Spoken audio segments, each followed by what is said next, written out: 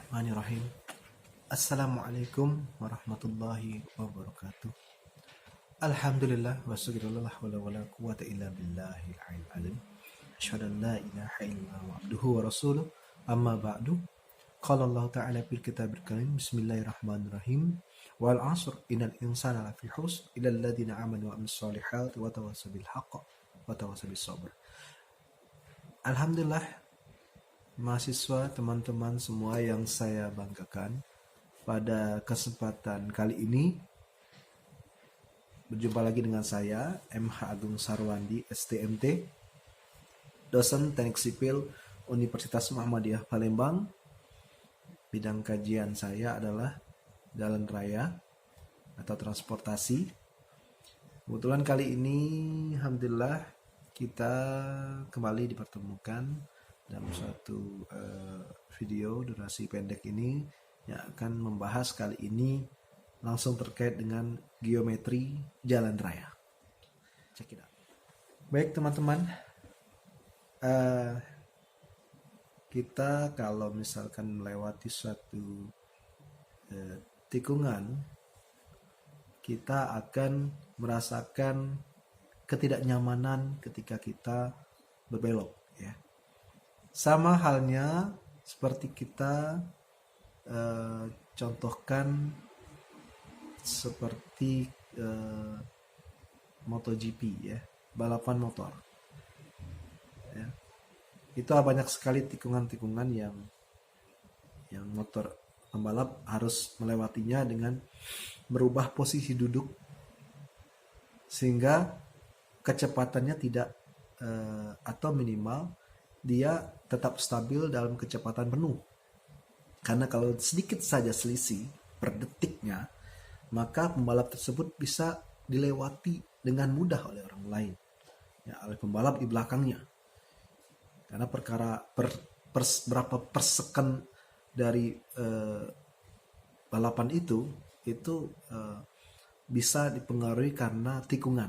Dan kebanyakan para pembalap-pembalap kelas dunia pun itu akan kalah ketika dia selisih di tikungan tersebut. Makanya sering kita melihat pembalap MotoGP rata-rata bahkan punya skill harus bisa merendahkan posisi duduknya itu sedemikian rendah sampai jarak antara lututnya atau kakinya itu dengan aspal itu sangat-sangat tipis. Jadi posisi badannya harus menunduk, ya, menunduk benar-benar tipis sekali dengan jalan sehingga posisi dia miring tadi itu tetap bisa menjaga kestabilan kecepatannya, tidak turun jauh dari kecepatan semestinya dia bisa dapatkan. Nah, kenapa mereka harus miring? Ya, karena ada gaya yang bekerja pada kendaraan yang melewati tikungan. Dan ketidaknyamanan itu bisa dihilangkan dengan posisi semiring mungkin. Nah, inilah yang dilakukan oleh pembalap-pembalap terkenal untuk menghilangkan atau meminimalisir gaya yang bekerja mendorong dia jauh dari lintasan. Apa itu? Itu adalah gaya sentrifugal. Gaya yang buat kita tidak nyaman berada di tikungan. Nah, gaya tikungan itu berarti gaya nikung, ya. Sama seperti kita tidak enak, rasa tidak nyaman itu kalau ditikung, ya.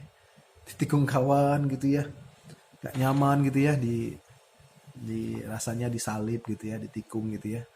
Nah, posisi tikungan itu ada gaya yang buat kita terdorong dari hati kita, ketidaknyamanan kita gitu, ya.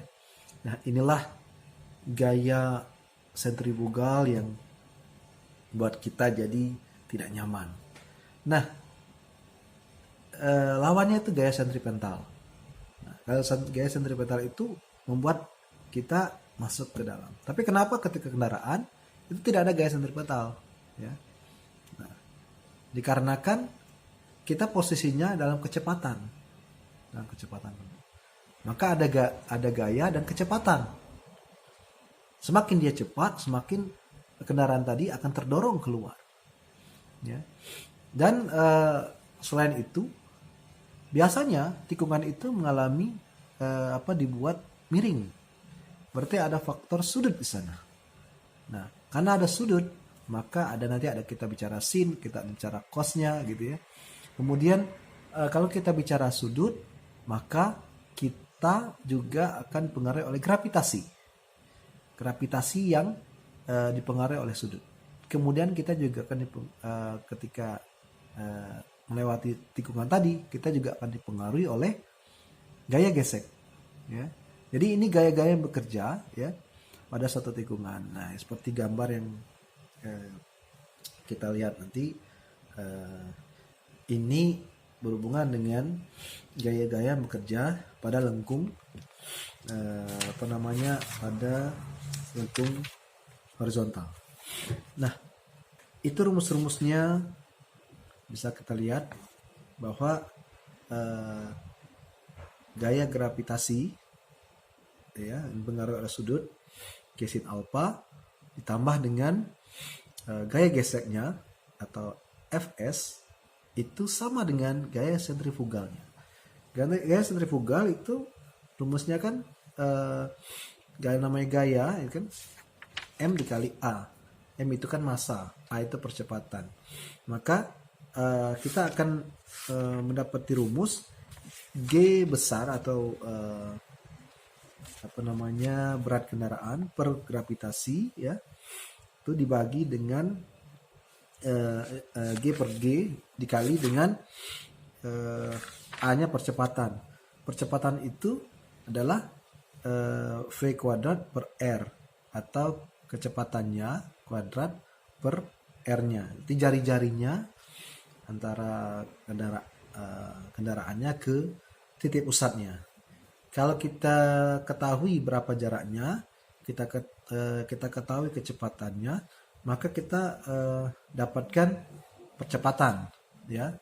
Kemudian kita pasti tahu gaya berat kendaraannya dan kita tahu gaya gravitasi, maka kita bisa mendapatkan berapa besar gaya sentrifugalnya. Dan selanjutnya pada kesempatan kali ini kita akan juga membahas tentang rumus umum untuk lengkung horizontal. Nah, tadi gaya-gaya yang bekerja tadi, ya. Turunan dari gaya-gaya yang bekerja itu kita akan menghasilkan rumus umum untuk lengkung horizontal, ya. Nanti silakan dibuka lagi. Turunan dari rumus itu akan menghasilkan E plus F, ya, sama dengan V kuadrat per G dikali R. Nah, jika kita nyatakan dalam kilometer per jam atau V-nya dan gravitasinya dengan 9,81 meter per second derajat dan R dalam meter, maka akan dapatkan rumus E plus F sama dengan V kuadrat per 127 dikali R. Nah, ini PR juga, silakan kalian otak-atik rumusnya. Saya tunggu jawabannya nanti di kolom komentar, ya. Dari mana nilai 127 tadi? Ya, saya tunggu ya. Nah, baik, selanjutnya pada kesempatan kali ini juga kita akan mencari, ya, atau mengetahui tentang lengkung peralihan, ya, lengkung peralihan. Secara teoritis, ya, perubahan jurusan dilakukan pengemudi dari jalan lurus, ya, ke tikungan itu pasti akan membentuk busel lingkaran, ya, dengan jari-jari R, ya, yang dilakukan dengan tentu saja mendadak, ya, dari lurus ke melengkung, ya. Tapi hal ini tidak perlu dilakukan, ya, karena, ya, ada dua hal, ya, menurutnya tidak harus mendadak gitu, ya, karena ada dua cara, ya, gitu, ya. Yang pertama, pada pertama kali membelok, yang dibelokkan adalah roda depan, sehingga jejak roda akan melintasi lintasan peralihan dari jalan lurus ke tikungan berbentuk busur lingkaran. Yang kedua, akibat keadaan di atas, gaya sentrifugal ditimbulkan berangsur-angsur dari R tak berhingga di jalan lurus sampai R sama dengan RC pada tikungan berbentuk busur lingkaran. Nah, nanti akan kita lihat contoh gambar-gambarnya ya. Ada beberapa nanti berdasarkan menurut Bina Marga dan menurut Asto 90 ya. Ini contohnya. Bentuk lengkung peralihan yang memberikan bentuk yang sama dengan jejak kendaraan ketika beralih ya. Ya, ini peralihan berarti kan beralih dari jalan lurus ke jalan yang menikung tadi ya. Ya. Itu bentuk busur lingkaran. Itulah namanya lengkung peralihan ya. Jadi ini pengaruhnya ada beberapa hal nih. Yang beberapa pengaruh lengkung peralihan bentuknya itu macam-macam. Yang pertama, sifat pengemudinya sendiri. Ya. Yang kedua, kecepatan dari kendaraannya. Yang ketiga, radius lengkung dan kemiringan melintang jalan. Nah, dalam geometri jalan raya, kemiringan melintang jalan itu akan kita bahas lebih detail nantinya, ya. Karena jalan itu ada yang dia posisinya ini kalau lurus, ya. Kemudian dia ada yang kemudian seperti ini, ya. Kemudian semakin dia posisinya semakin di tikungan, dia akan semakin seperti ini. Kemudian turun lagi seperti ini lagi, dan lurus lagi seperti ini. Nah, posisi yang seperti ini ya dalam geometri jalan itu sangat penting untuk kita rencanakan ya, karena jangan sampai terjadi insiden yang tidak diinginkan nantinya. Oke. Kemudian ada namanya landai relatif ya. Proses pencapaian kemiringan melintang sebesar super elevasi dari kemiringan melintang normal pada jalan lurus sampai kemiringan melintang sebesar super elevasi pada lengkung berbentuk busur lingkaran menyebabkan peralihan tinggi perkerasan sebelah luar dari elevasi kemiringan normal pada jalan lurus ke elevasi sesuai dengan kemiringan super elevasi pada busur lingkaran ya. Jadi landai relatif adalah besarnya kelandaian akibat perbedaan elevasi tepi perkerasan sebelah luar sepanjang lengkung peralihan. Perbedaan elevasi dalam hal ini hanya berdasarkan tinjauan perubahan bentuk penampang melintang jalan, belum merupakan gabungan dari perbedaan elevasi akibat kelandaian vertikal jalan. Ya, gampangnya itu ada sisi kelandaian ya, karena perbedaan elevasi ya. Dan elevasi itu kan ininya derajat ketinggiannya gitu ya, tingginya berapa elevasi ya, kemudian ada nilai landai relatifnya atau biasa dilambangkan dengan 1/m ya. Nah 1/m itu sama dengan H/LS ya, yang kemudian dijabarkan lagi dalam rumus berikut ini ya.